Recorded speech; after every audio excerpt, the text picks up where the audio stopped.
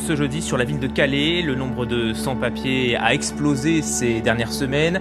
Ces migrants n'ont qu'un but, traverser la Manche pour se rendre en Angleterre. De leur côté, les Britanniques veulent éviter un afflux d'immigrés. Ils proposent donc de barricader le port de Calais en posant un grillage de 21 km de long et 3 mètres de hauteur. Ils n'hésitent pas à traverser les routes, à sauter du haut des ponts. Ils sont afghans, syriens, érythréens et ont fui un quotidien de brimades et de souffrances. Réémigration. Réémigration. C'est l'immigration en envers. Il faut que les populations qui sont en France, mais qui ne sont pas assimilées, s'en aillent. On prend un petit gars dont les parents sont d'origine sénégalaise. Lui, il ne sait pas ce qu'est le Sénégal.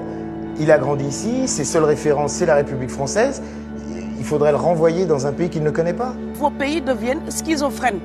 On ne peut pas trier les gens comme ça avec les étrangers utiles et les étrangers néfastes. Vous pouvez, par exemple, ceux qui fuient la guerre, les bombardements, pourquoi ne pas justement accueillir ces gens-là comme nous, les Français qui avons fui à une époque? Nos ancêtres ont fait la guerre. Nous, ils n'ont pas été lâches, ils n'ont pas été couards. Parce que ceux qui migrent, ceux qui viennent, ce sont quasiment que des jeunes hommes en âge de se battre.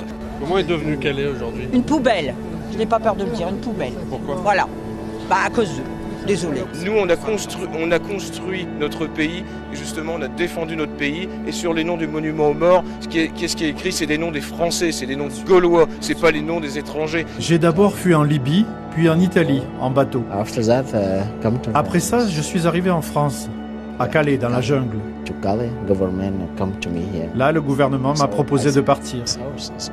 Le sud me plaît, le temps est agréable, c'est très joli. J'apprends à parler le français.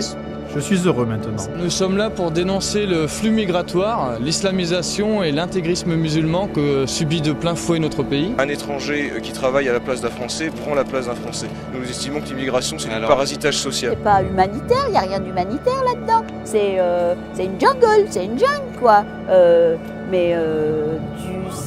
Si on ne dit pas que c'est Calais, personne ne devinerait que c'est la France. C'est la honte de la France, cet endroit. Les gens là qui meurent sur les plages, et je mesure mes mots, si c'était des Blancs, la terre entière serait en train de trembler.